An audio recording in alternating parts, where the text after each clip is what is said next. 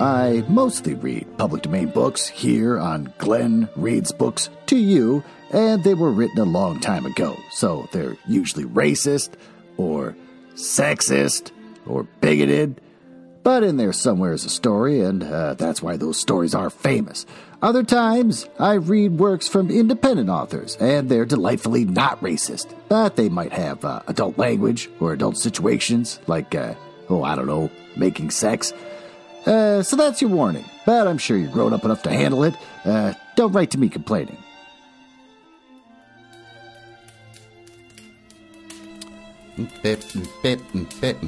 Just minding my own business on a Saturday night. Oh, son of a...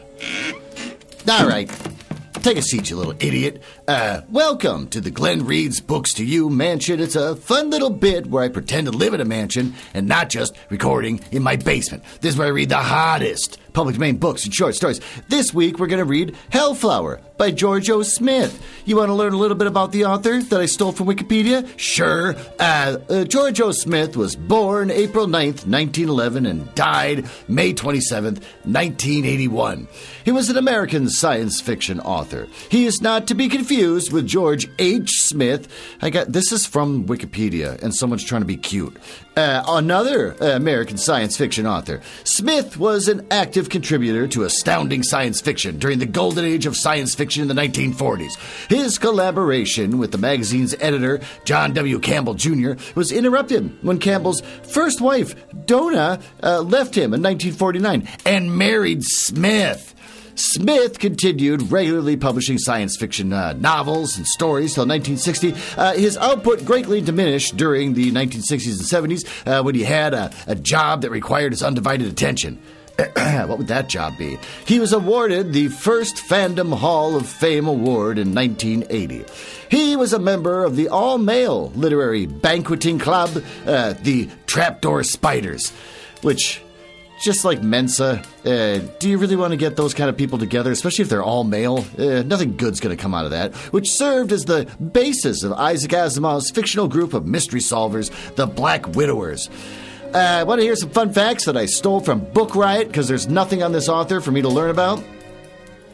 The beloved marble lions outside the New York Public Library's Boo Arts building in Manhattan are named Patience and Fortitude. I learned this through experience when I visited a friend who was then an NYPL librarian. All right, fine, whatever. I was baffled when she asked me if I'd taken a picture with Patience and Fortitude. Mayor Aurelio LaGuardia named them during the Great Depression, thinking the names Patience and Fortitude would be encouraging. The nonfiction book Top Cats, The Life and Times of New York Public Library Lions by Susan G. Larkin chronicles their history. Damn it. Still got more time before the grandfather clock goes off telling me to shut up so we can go read this book. In 2020, for its 125th anniversary, the New York Public Library listed their top 10 book checkouts of all time in a blog post. At the time, The Snowy Day had been checked out the most, 4,805 times. The Morgan Library in New York City has 3 Gutenberg Bibles, the most of any institution. God, there's still more time. There was an unsuccessful attempt to steal Harvard's Gutenberg Bible in 1969, but the thief underestimated the volume's weight. Oh, thank God! All right, well, with that, why don't we go downstairs and to the library and read this book.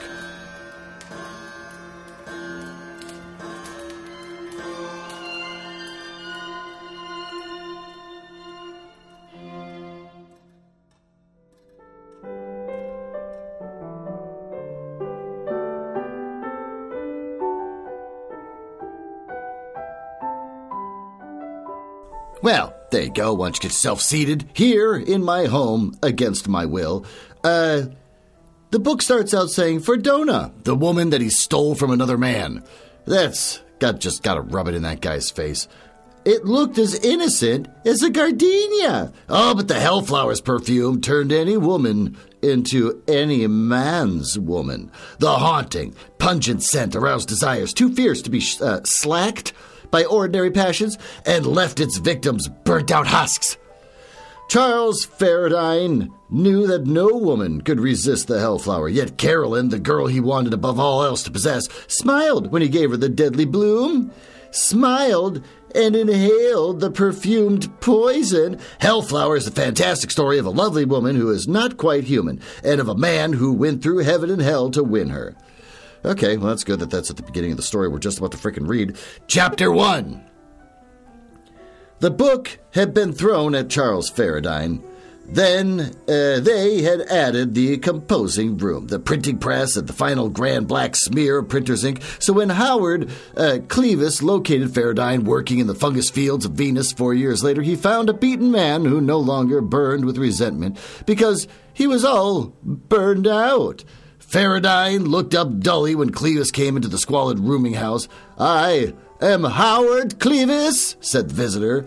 "Fine," mumbled Faradine. "So?" He looked at one of his few white shirts at 1,000 miles. He grunted disapprovingly. "Oh, God, burp. I've got a job for you, Faradine." Who do you want killed?" Take it easy. You're the Charles Faradine who dumped the Cimaride into the bog. You're Santa Claus here to undo it." "This is on the level, Faradine." Well, Faradine laughed shortly, but the sound was all scorn and no humor. While his raw bark was still echoing in the room, Faradine added, "Drop it, Clevis. With 1,000 licensed spacemen handy everywhere, willing to latch on to the honest buck, any man that comes halfway across Venus to offer Faradine a job can't be on the level." Now, Clevis eyed Faradine calculatingly. "And I should think you might enjoy the chance. I'm a bum, but I'm no murderer." "Well, I told you, but you've said a lot of nothing. So you came here to offer me legit?" "Yes, it doesn't look good." Clevis smiled calmly. He had the air of a man who knew what he was doing. He was medium tall. What the hell's that mean? A sprinkle of gray in his hair and determined lines near the eyes and across the forehead. There was a character in his face, but nothing to show whether his character might be high or low, just strong, and no doubt about it. "I'm here, Faradine, just because of the way it looks. The fact is, I need you. I know you're bitter, but bitter, roared Faradine, getting to his feet and stalking across the wretched little room toward Clevis. "Bitter? Oh, my God. They haul me home on a shutter so they can give me a fair trial before they kick me out. You don't think I like it in this rat hole, do you?" "No, I don't. But listen, will you?" "Nobody listen to me." "Why should I listen to you?" "Because I have something to say," said Clevis pointedly. Do you want to hear it?" "Go ahead." "I'm Howard Clevis of the Solar Anti-Narcotics Department." "Well, I haven't any. I don't use any, and I don't have much truck with them that do." "Much truck? That's weird. I don't have much truck with those kind of people." "No one is on trial here, and nothing that you say can be used in any way. That's why I come alone." "You're on the wrong trolley, but I'll tell you this, Faradine. If I were in your shoes, I'd do anything at all to get out of this muck field. Well, some things even a bum won't do, and I don't owe you anything." "Wrong! When you dumped the Cimaride into the bog 4 years ago, you killed one of the best operatives. We need you, Faradine. You owe us one. Now, when I dumped the Cimaride, no one..." I hate science fiction when they make up new words. It drives me absolutely crazy. I don't even have the patience to read it. "So when I dumped the Cimaride, no one would listen to me. Do you want to listen to me now?" "No, I don't. I got a raw deal. So did the man you killed." "I didn't kill anybody," yelled Faradine. Clevis eyed him calmly. Even though Faradine was large enough to take the smaller, older man's hide off. "I'm not here to argue the point," he said, "and I don't intend to. Regardless of how you feel, I'm offering you a chance to get out of this mess. It's a space job." "What makes you think I'll play stool pigeon?" It's no informer's job. It's space piloting." "Well, I'll bet." You bet I'll cover it 1,000-to-1. Faradine sat down on the dingy bed. Go ahead and talk, Clevis. I'll listen." Clevis dug into his briefcase and brought out a flower. "Do you know what this is?" he asked, handing the blossom to Faradine. This is going to be dangerous. Does it make men and women horny? Because are they going to have sex? Faradine looked at it briefly. It might be a gardenia, but it isn't. How can you tell? Asked Clevis eagerly. Well, only because you wouldn't be coming halfway across Venus to bring me a gardenia. So that is a love lotus. Clevis looked a bit disappointed. I thought maybe you might have some way. What makes you think I'd know more than a botanist? Clevis smiled. Spacemen tend to come up with some oddly interesting specks of knowledge now and then. No, I didn't really hope that you'd know more than a botanist, but, well, as far as I know, there's only one way of telling. That is to try it out. Thanks, I'll not have my fun that way. That's one thing you can't pin on me. Well, I wouldn't try, but listen, Faradine. In the past 12 years, we have carefully besmirched the names and reputations of 6 men hoping that they could get on the inside. For our pains, we have lost all 6 of them one way and another. The enemy seems to have a good espionage system. Our men roam up and down the system, making like big-time operators, and they got nowhere. The Love Lotus operators seem to be able to tell a phony louse, when they see one. Am I a real louse? Well, you're a convincing record. Faradine shook his head angrily. Not that kind, he snapped. Your pal sloughed off my license and tossed me out of my duff to scratch. But no one will ever pin and crook the label on me and make it stick. Then why did they take away your license? Because someone needed a goat. And are you innocent? Faradine growled hopelessly. All right, he said, returning to his former lethargy. So just remember that all the evidence was still my unsupported word against their assumptions. I was acquitted, remember? Lack of evidence stands on the books, but they took my license and tossed me out of space, and that is as bad as a full conviction. So where am I? So I'll stop beating my gums about it. Clevis. Clevis smiled quietly. You were a good pilot, Faradine. Maybe a bit too good, but your trouble was being too sure of yourself. You collected a few too many pink tickets for cutting does and collecting women to show off in front of. Oh, but they'd have marked off as an accident if it hadn't been for Faradine. Your record accused you of being the hot pants pilot. The fly boy, huh? Maybe that's the last job of yours, was another dido? Oh, God, I almost thought it said dildo. That caught you. I'd love it if a big dildo caught him. But let's leave the ghost alone. Maybe you've learned your lesson and are willing to make a stab at it again. We need you. Well, Faradine grunted, and his lips twisted a bit, and he got up from the unmade bed and went to the scarred dresser and poured a stiff jolt from an open bottle in a dirty glass. He took a sip and then walked to the window and stood there, staring out into the dusk and talking, half to himself. Clevis listened. I've had my prayer, said Faradine. A prayer in a nightmare. A man fighting against a rigged job. Like the girl in that old story who turned up at her mother's hotel to find that every trace of her mother's existence had been erased. Bellhops, a cab driver, steamships, captain, the hotel register, all rigged. Even the police deny her. Remember? Well, that's Faradine too, Clevis.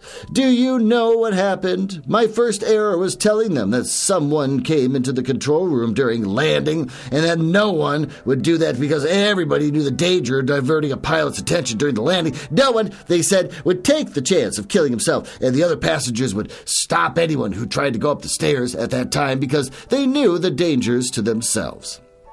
Then they practically scoffed me into jail when I told them that there were 3 people in the room. A pilot just might as well be blindfolded and manacled to his chair during landing. Oh, he hasn't had time to play games around the tables and chairs, so I heard 3 people behind me, and I couldn't look.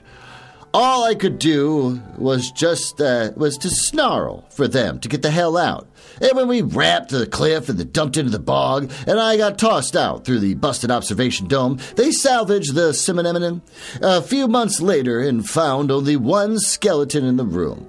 That made me a liar.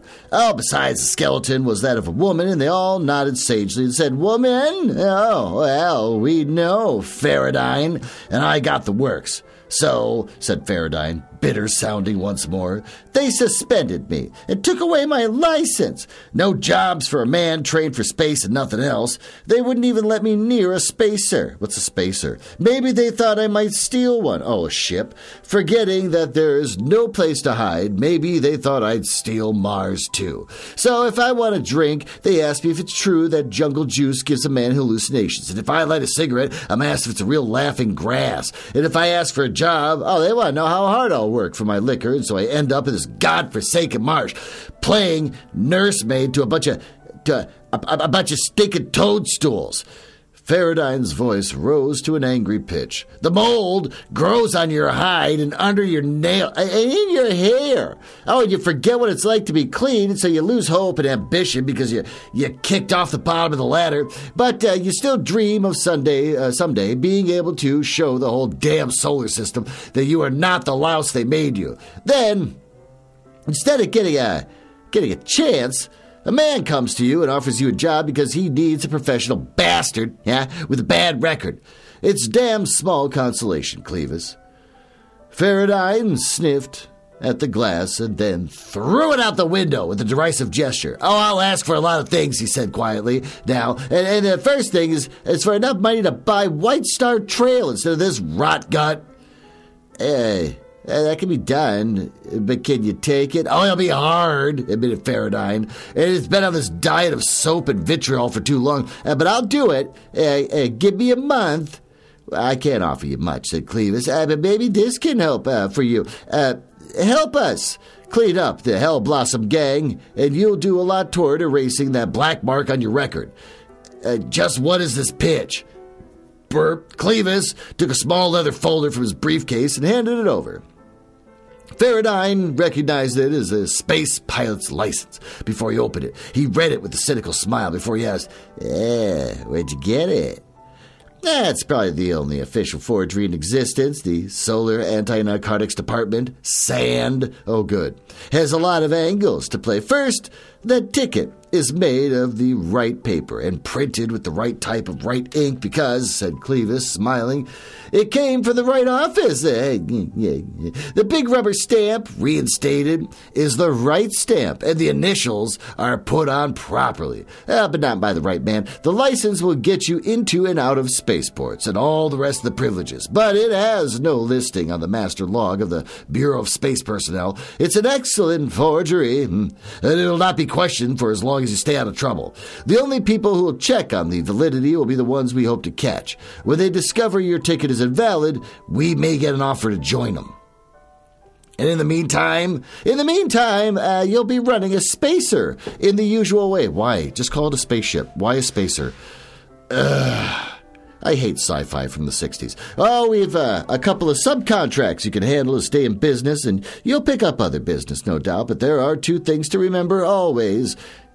Two. The first is that you've got to play it flat. No nonsense. Just remember who and what you are. And just make sure of it. And I'll remind you again that you are a crumb with a bad reputation. You'll be running a spacer worth a hell of a lot of dough. And there'll be a lot of people asking a lot of other people how you managed the deal. Probably none of them will ever get around to asking you, but your attitude is the same as the known gangster whose only visible means of support for this $1 million estate and this yacht and this high living is the small string of hot dog stands, or dry goods stores that he owns, and all these things is only an indication of thrift and good management. Yeah, I get it, said Faradine. Clevis snapped. This is no laughing matter. What goes with this is important. You'll play this game as we outline it to you, and in no other way. The first time we find you playing hanky-panky, you'll have by the ears this morning. And if you cut a dido, I really want to know what a dido is. Also, I really want it to be a dildo. If you cut a dildo and get pinned for it, you'll be with a forged license and a spacer that'll have some very odd-looking registration papers so far as the master log runs, and no one is going to admit that they know you. Certainly the SAND office won't, and furthermore, if you claim any connection to any time or reason whatsoever, we'll haul you in for attempting to impersonate one of us. You're a decoy, a sitting duck with both feet in the mud. Faradine, and no damned good to anybody until you get mired deeper in the same stinking mud. There'll be more later. Now for the second item. Second? Weren't there like 10 or 12 the last delivery? Grunted Faraday. That was only the beginning. The second is this. Do not, under any circumstances, make any attempt to investigate this accident of yours. Well, now look, snapped Faraday hotly. I spent 4 years in the first place. Nothing that you could possibly do could convince anybody that you were an innocent bystander. So, but I'm telling you, the game is that you're going to play will not permit you to make any attempt to clean up that mess. As a character of questionable background, your attitude must be that of a man caught in a bad show and forced to undergo visible suffering long enough for the public to forget before you can resume your role of professional louse. Got that straight? Faraday looked at Clevis. Gaunt has been looking at success. The window was dark now, but there were no stairs. Oh, visible from the surface of Venus, only Terra and Jupiter and Sirius and Vega and a couple others that hollowed through the haze. The call of free blackness of space pulled at Faraday. He turned back from the window and looked at the unmade bed, the insect-specked wall, the scarred dresser, the warped floor. His nose wrinkled tentatively, and he cursed inwardly because he knew that the joint reeked of rancid sweat and the mildewed cloth and unwashed human body, and his nose was so accustomed to this stink that he could not smell it. Faraday came to understand in those few moments, while Clevis watched him quietly, waiting for his decision, that his oft-repeated statement that there were some things that even a bum wouldn't do was so much malarkey. Faraday would have joined the Hellblossom operators for an opportunity to get out of the Venusian mire. He turned to Clevis. "Let's go," he said. Clevis cast a pointed look at the dresser. There's nothing at that place but bad memories, said Faraday. I'll leave 'em here, good, bad, or indifferent. Clevis, I'm your man, no matter how you want it played. For the first time in years, I seem to want a bath and a clean shirt. And as Clevis headed toward the door, Faraday aimed a solid kick at the dresser, put one more scar on its marred flag. I'm behind you, he said. Well, that seems like a good place as any to take a little break. Why don't we, I don't know, do something that's completely normal and not something to be ashamed of? Like go down to my basement, where I can tell you about the latest upcoming books from Penguin Random House. Just go down there, it's not weird.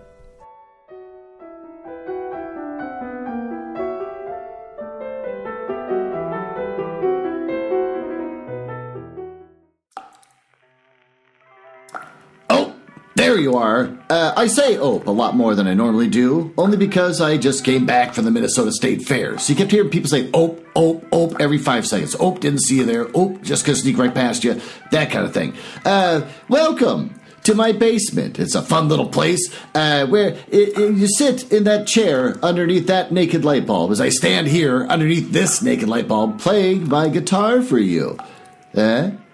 I'm very good. I've also made this not creepy and totally normal to hang out in by having a cool television set, big tube one. And I hooked up Google TV to it. We got a little couch, we got a little coffee table, and recently I purchased a fake plant.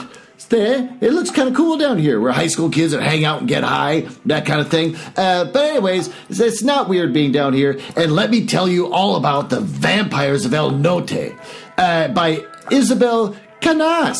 It's a gothic horror and historical romance about the vampires of El Norte. Sure. Vampires, vampires, and star-crossed lovers face off on the Texas-Mexico border in this supernatural western from the author of The Hacienda. As the daughter of a rancher in 1840s Mexico, Nina knows a thing or two about monsters. Her home has long been threatened by tensions with Anglo settlers from the north, but something more sinister lurks near the ranch at night. Something that drains men of their blood and leaves them for dead. Something that once attacked Nina 9 years ago. Believing Nina dead, Nestor has been on the run from his grief ever since, moving from ranch to ranch and working as a vanquero. Not sure how to pronounce that, but no amount of drink can dispel the night terrors of sharp teeth. No woman can erase his childhood sweetheart from his mind.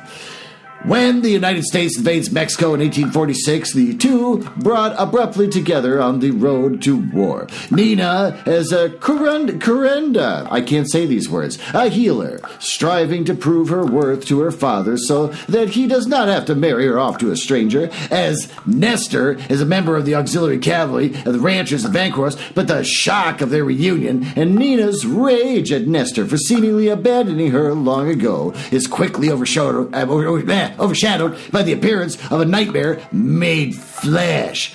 And unless Nina and Nestor work through their past and face the future together, neither of them will survive to see the dawn. Oh, that's Vampires Vel Norte. Actually sounds kind of good. Most of the time I read these things, I think they suck, but that actually doesn't sound bad. You can get a paperback for $19. Oh, that's a price I could snuggle up with and make love to. You can get it from Amazon, Barnes & Noble, Books A Million, Bookshop.org, Hudson Booksellers, Powell's Target, and you might find this in the hollowed aisles. And if you do find it, put it in the front. Let people know that it's out there. Maybe let someone who's going to this store to just get a giant bin full of cheese balls and then also like a shirt that has an American flag on it with like an eagle and then it says like something weird above it like, what are you afraid? I saw that at the state fair. Somebody wearing an American flag shirt and just goes, what are you afraid? I'll beat the shit out of you. It's something weird. I don't know. So anyways, you're going to find all this. Maybe just take this story and pull it to the front and maybe somebody who's wearing a shirt like that will stop and be like, maybe I want to expand my beliefs, what I find entertaining, and what I consider art at Walmart. Well, with that, why don't we go back to the library and continue reading this book.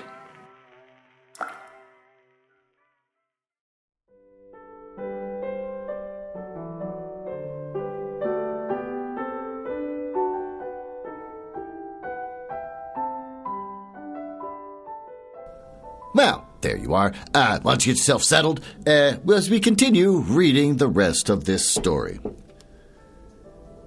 He was rustier than he had realized, for it was not only 4 years away from the levers of the control room and the split-second decision of high speed, and it was 4 years of rotting in Skid Row. His muscles were stringy. His skin was slately. His eyes were slow, and he had lost tone. He was flab and ache and off his feed.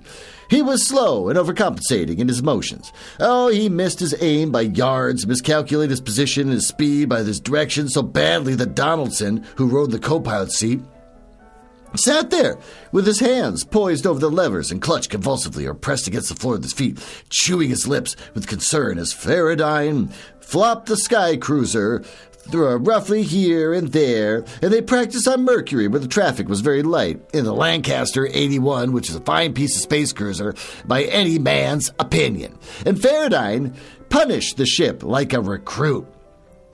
It took him, a month to get the hang of it again. A solid month of severe discipline, living in the ship and taking exercise and routine practice to refine his control. He found that making the change from the rot gut jungle juice to the White Star Trail was not too hard because his mind was busy all the time and he did not need the high-powered stuff to anesthetize. White Star Trail was a godsend to the man who liked the flavor of fine Scotch whiskey, but could not afford to befog his coordination so much as a single ounce of pure quill. It was a synthetic drink that tasted like scotch, but lacked the alcoholic kick. And Faraday learned soon enough that he could forego the jolt of the high-test liquor in favor of the pleasant flavor, because he had discovered ambition again. Eventually, they soloed him.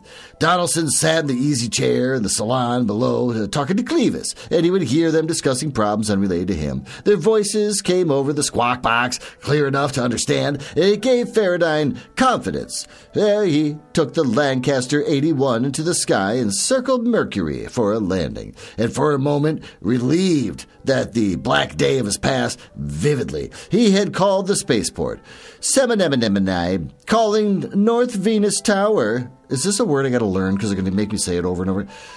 Semeramide. Semeramide. It's not even a real word. Let's look it up on the old Kindle. It's Italian. It's an opera by 2 acts. The libretto and the Gaetio Rossi. Okay. So apparently it's based on an opera. Semiramide. I hate this. Calling North Venus Tower. I firm Semiride from the North Venus Tower. Semiride, I'm just saying whatever the hell I want at this point. Requesting landing instructions. Give with the dope tower. Tower to Semiride, Beacon 9 at 100,000 feet. Landing area 12. Traffic is 1 Middleton, 76, 2 at 30,000, taking off from Beacon 2 and 1 Lincoln. 4 landing at Beacon 7. Keep an eye peeled for the Burbank 8 experimental. It's been scooting around at 70,000. That's all. I firm tower. Then had come the voice of a woman behind him. Just a murmur, perhaps a sigh of wonder from a woman who had just been shown for the first time in her life the intricacies of rack and pedal, the meter and gauge and lever and shining device that surrounded the space pilot to demand every iota of his attention during takeoff or landing. In Faradine's recollection, there were 2 kinds of people. One kind stood in the center of such an array and held their hands together for fear of upsetting something.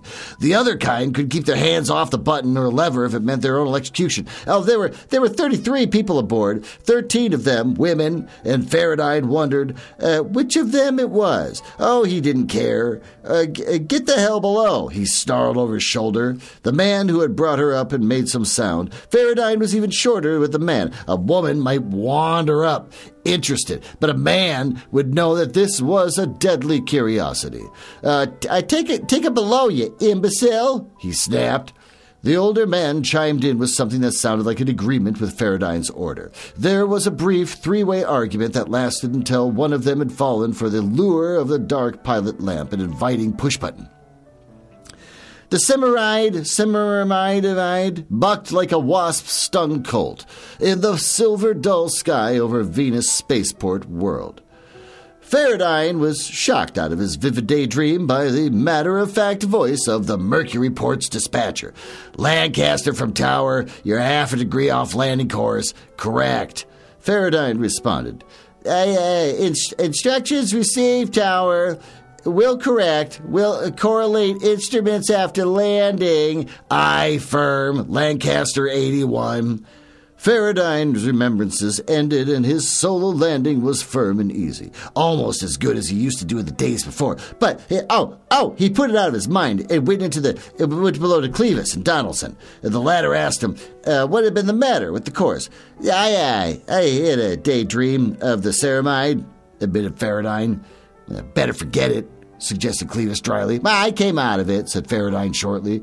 Okay, Clevis looked at Donaldson. The pilot nodded. Okay, Faradine. Yeah, you're ready. This is your ship. You're cleared to Ganymede on speculation. You'll play it from there. There's enough money in the strong locker to keep you going for a long time, but no pickups at all. Oh, you'll get a regular payment for the Pluto run. Play it flat and help us out. Just remember, no shenanigans. No games, promised Faradine. Clevis stood up.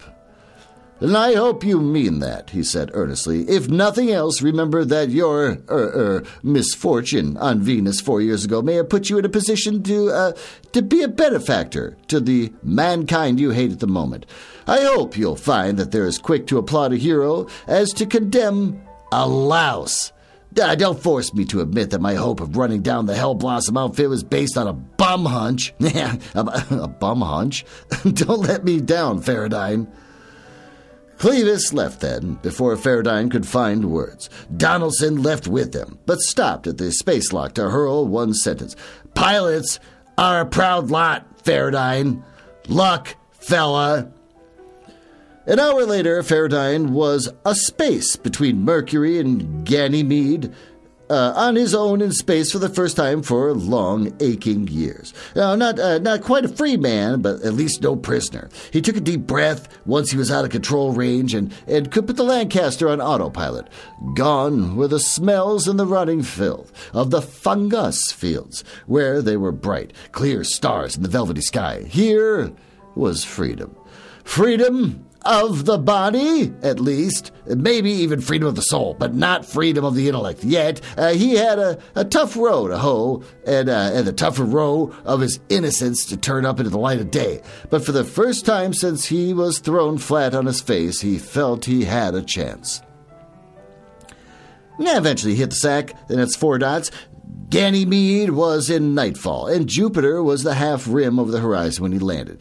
He checked the operations office and listed his Lancaster was available for a pickup job. The clerk that took his license made the listing and raised a mild eyebrow with a big rubber stamp reading reinstated across the face of the card, but made no comment. Faraday was not only the only one so stamped, and Faraday knew it.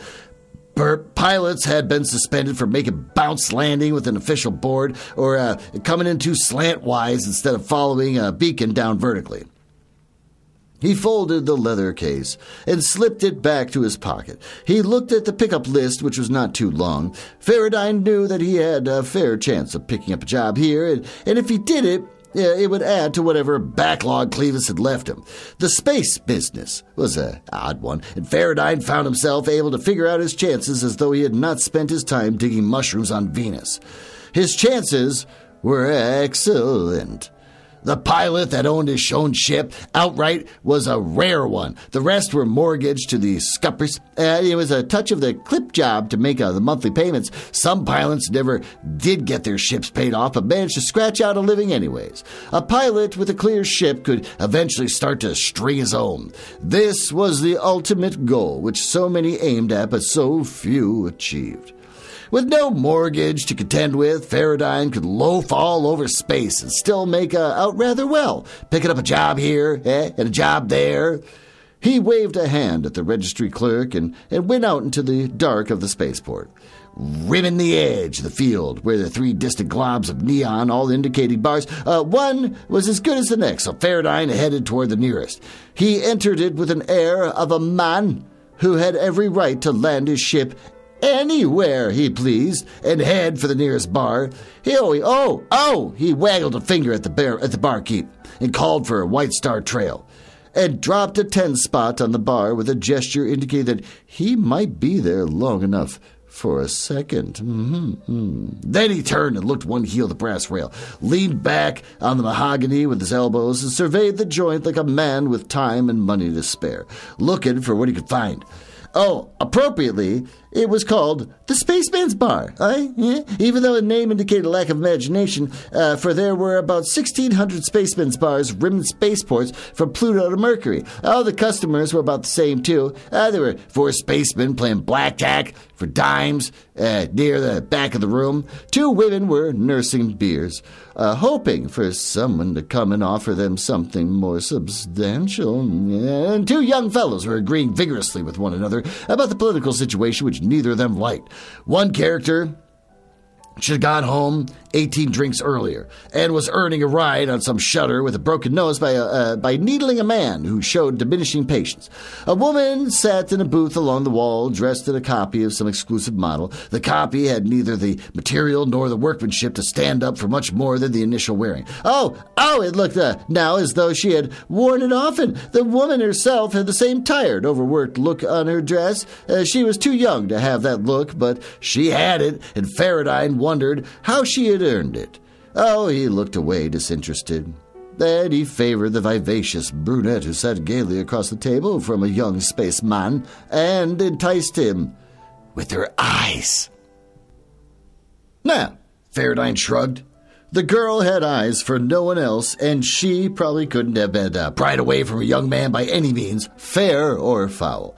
It occurred to Faraday that, from the way she was acting, that if some other guy slipped her a love lotus, the girl would take a deep breath, get bedroom-eyed, and then leave the guy to go looking for her spaceman. Faraday grinned at the idea. The hapless spendthrift who brought the love lotus would probably go roaring back to the cellar, raising a hob about being rooked on the deal because Lotus hadn't worked.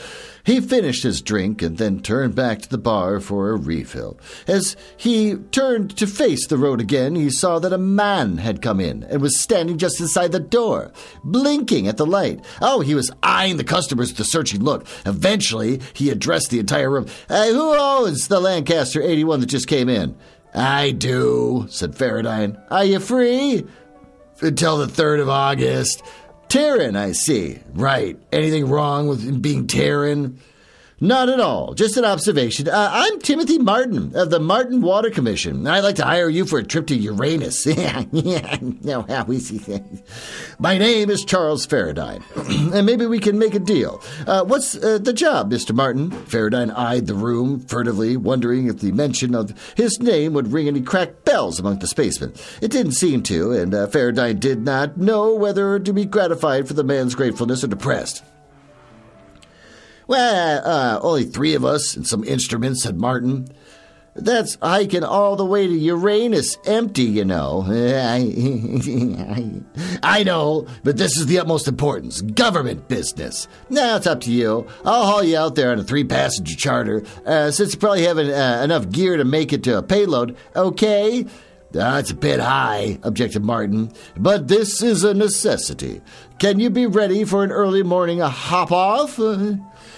You be there with your gear, and we'll hike it at dawn. He turned to the barkeep and wagged for a refill, then indicated that Martin be served. The government man took a real bourbon, but Faradine stuck to his White Star Trail. Oh, the 2 of them clinked glasses and drank. Faradine was about to say something when he felt a touch against his elbow.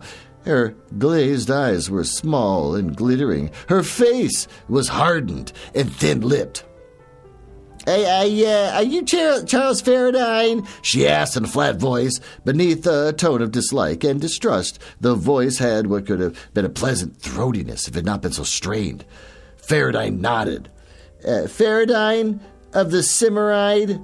Yes. He felt a particular measure of gratification and resentment. He had been recognized at last, but it should have come at a better source. She shut him out by turning to Martin. Do you know whom you've hired? She asked in the same flatness of tone. Profile-wise, she was not much more than a girl. Profile-wise? You mean like by looking at her body? Gross. Maybe 23, because she's not much more than a girl. Gross. Maybe 23 at the most. Oh, Faradine could not explain how a woman that young could possibly have crammed into the brief years all the experience that showed in her face. Martin fumbled for words. Why, he started lamely. This rum-lashing bum is Charles Faradine, the hot rock that dumped his spacer into the bog. Is that true? Demanded Martin of Faradine. I did have an accident there, said Faradine, but the woman sneered. Accident, you call it. Sorry, aren't you? Reeking with remorse, but not so grief-stricken that you'll not take this man out and kill him the way you killed my brother. Faradine grunted. I didn't know you from Mother McCree. All right, whatever. He said, I've had my trouble, and I don't like it any more than you do. Well, you're alive at least, she snarled at him. Alive and ready to go around skylarking again. But my brother is dead, and you. Am I supposed to blow up my brains? Would that make up for your brother of yours? Demanded Faradine angrily. Some of the anguish of the affair returned. He recalled all too vividly his own mental meanderings and the feeling that suicide would erase that memory. But he had burned himself out with these long periods of self-reproach. Blow your brains out, advised the girl sharply. Then the rest of us will be protected against you. Well, I'm supposed to be responsible for you too, he asked bitterly. Timothy Martin gulped his drink down. I think I'd better find another ship, he said hurriedly. Faradine nodded curtly at Martin's back. He looked down at the girl, and he felt again the powerful impulse to plead his case, to explain, but he knew that this was the wrong thing to do. Martin had refused the job once Faradine had been identified. This might be the start of the game that Clevis wanted. Faradine could louse it up for fair by saying the wrong thing here and now, so instead of making some appeal to the woman, Faradine eyed her coolly. There was something incongruous about her. Oh, she looked like the standard tomato of the space lanes. What? She dressed the part and acted it. The rough-hewn language and the cyclical bitterness that were normal among her acceptable grammar and near-perfect dictation were strange. He had catalogued her as a drunken witch, but was neither drunk nor a witch. Nor was she the thrill-seeking female out slumming for the fun of it. Oh, she belonged in the spaceman's bar, but not among the lulls. He caught it then. He had been too far from it for too long. The glazed, bored eyes, the completely blasé attitude gave it away first, and in the fact that she had become animated at the chance to start a scene. Dope is dope. All of it works the same way. The first sniff is far from dangerous, but the second must be larger, and the third larger still, until the body craves a massive dose. In some dope, it's physical. In others, the effect is mental. But with the Love Lotus, it's emotional. The woman had been on an emotional toboggan. Her capacity for emotion had been dulled to such an extent that only the scene of a real violence could cut through the emotional scars to give her a reaction. Someone had slipped the girl a really top-notch dose of Hellflower. Who are you? He asked. Norma Hannon, she snapped. And I don't suppose that you remember Frank Hannon at all. Never met him. You killed him. Faradine felt a kind of hysteria. He wanted to laugh, and he knew that once he started, he could not stop easily. Then the feeling went away, and he looked around the room. Every eye in the place was on him, but as he looked at them and met their eyes, they looked down or aside. Oh, he knew the breed. They were spacemen, a very strange mixture of high intelligence and hard roughness. Faradine knew that, to a man, they understood that the most damaging thing they could do to him was to deny him the physical satisfaction of a fight. Oh, he could rant and roar, and in the end, he would be forced to leave the joint. It would be a lame retreat, a defeat. He looked back at the girl. She stood there in front of him with her hands on her hips, swaying back and forth, relishing the emotional stimulus of hatred. Oh, she wanted more. Oh, he could see. Faradine wanted out of here. The girl had done her part for him that he could do no more. To take her along as a possible link to the Hellblossom operators was less than a half-baked idea. She would only make trouble because trouble was what she relished. I got it now, she blurted. Her voice rose to a fever pitch. Her face cleared and took on the look of someone who is anticipating a real thrill. Norma Hannon was at that stage in addiction where bloody, murderous butchery would thrill her only to the same degree as a normal woman being kissed goodnight at the front door. I got it now, she said, and her voice rang out through the barroom. The only kind of rascal that could dump a spacer and kill 33 people and then turn up with another spacer is a big-time operator. You louse, she screamed at him, and then she turned to the rest of the room. Fellows, meet Charles Faradine, the big-time Hellflower operator. Faradine's nerves leaped. Oh, he knew his spaceman, a louse they could ignore, but a dope runner they hated viciously. Their faces changed from deliberate non-recognition of him to cold and calculated hatred. Oh, not of Faradine, but what he represented. Faradine knew that he had better get out of here quickly, or he would have most of his skin on the floor. What does that mean? Something touched him on the shoulder, hard. He snapped his head around. A bartender rapped him with the muzzle of a double-barreled shotgun. Oh, get the hell out of here, Faradine, he said, the barkeep between his narrow lips, and you take your rotten money with you. He scooped up the change that he had dropped beside Faradine's glass and hurled the original $10 bill at him. Oh, it went over the bar and landed in a spittoon between the brass rail of the bar. Pick it up, growled the bartender coldly, and he waved the shotgun and forced Faradine to retrieve the soggy bill. Now get out, quick! And then his voice rose above the growing murmur of angry men. Sit down, goddammit, every bloody one of you sit the hell down. We ain't gonna have no trouble in here. He covered the room with the shotgun. Faradine left, and it was ignominious retreat, but it kept him a whole skin. What does it mean with the skin? But he burned inwardly. He wanted to have it out, but this was the game Clevis wanted him to play, and it was the price of freedom from the fungus fields. So he left, burning mad. He took it on the run to his Lancaster, knowing that the barman would hold the room and pay at bay only until a bare escape was made.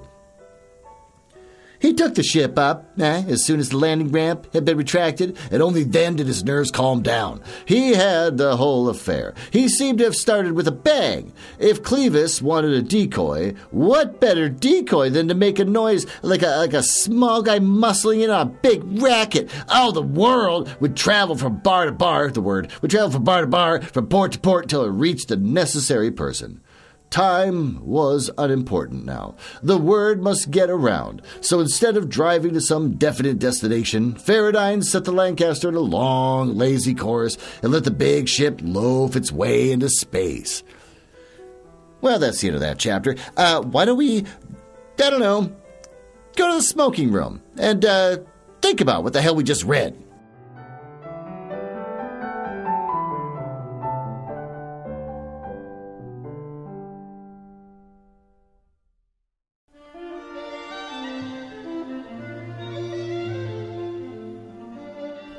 Okay, there you are. Take a seat. Boy, we got a lot to talk about. Welcome also to my smoking room. And there on the coffee table in front of you is a baboon skull. And if you remove the top of its skull... My wife's birds. If you remove the top of the skull, you'll find that the skull itself is filled with cigarettes. Why don't you have one? Oh boy, do we got a lot to talk about. This book's premise is that a guy, Faradine, who is real bitter because he killed 33 people by crashing a plane. And he thinks it's unfair to him, and he's living in exile. And God, does he hate that everyone blames him for it? He doesn't seem to have a lot of empathy. They also make a point of showing that when he finally gets a chance to redeem himself by flying this plane, because we've been introduced to the concept of the Hellflower, which I'm really not looking forward to, that winds up, he gets to be at a space bar as he's flying this plane now, and he's got to go find this like network of drug dealers that are apparently selling this flower. So he goes to the space bar and he sees a pretty woman who's eyeing him, but she's with someone. So he's like, oh, she won't, I can get with her because that guy's in the way. So it's not about him being lonely. I mean, if you want to write about him being lonely, then just write about how he's lonely. But instead he's writing about how, like, oh, yeah, she's hot to trot. And boy, would I get at her if that guy wasn't in the way. So defines him as being horny. Also, previously stated, unempathetic. So this is involving this flower that you use for sexual assault, I guess, which is terrifying. And this book was written in 1953. So I'm scared that this book is going to be completely blowing off the whole thing about it being the sexual assault drug. Actually, when I look at the description over on bookshop.org, it says that space pilot Charles Faradine, who is offered one shot at redemption by infiltrating an unknown interstellar organization trafficking the deadly ultra-aphrodisiac hellflowers. I'm like, okay, where's this going? He goes, and he might just discover who framed him in the process. So it's a redemption story, not about how he's involved in a flower used for sexual assault. So I'm not looking forward to this because of the time it was written. I remember when I was a kid, my dad had an album, Bill Cosby, doing stand-up comedy.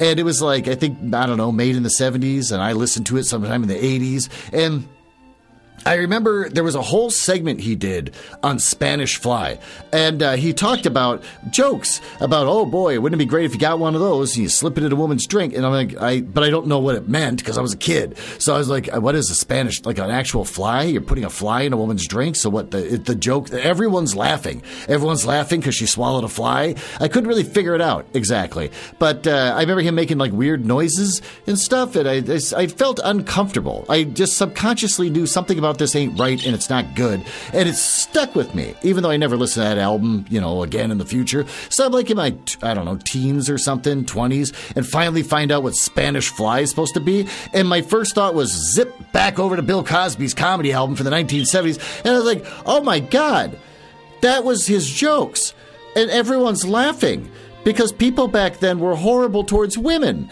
And oh my God. And then when he came out in like 2016 that he'd been like sexually assaulting people for decades, like from the 1960s, I was like, oh my God. He admitted it, basically, his weird obsession. He admitted it on his stupid comedy album. And so somebody actually posted it on YouTube, like, I can't believe that nobody saw what was going on. And but there it is on this album. I know, I said to the television. I know, I heard that when I was a kid. So people back then were terrible. And I am not looking forward to how this book is going to handle a drug being trafficked to sexually assault people. So, boy, I hope you come back next week. I hope it gets as horrible as I imagine it's going to be. And thanks for listening.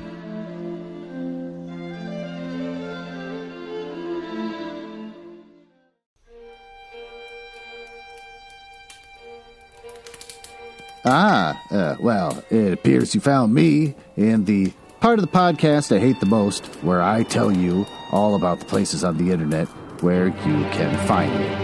You can tell I hate this because of the sound effects making it sound like a stormy night in the drawing room of the damned. Now, there's that. Are you cool? I like cool people. It's the reason why I got involved in this business to begin with, just to meet cool people, not losers. So if you're cool, feel free to go over to my website, nuzzlehouse.com.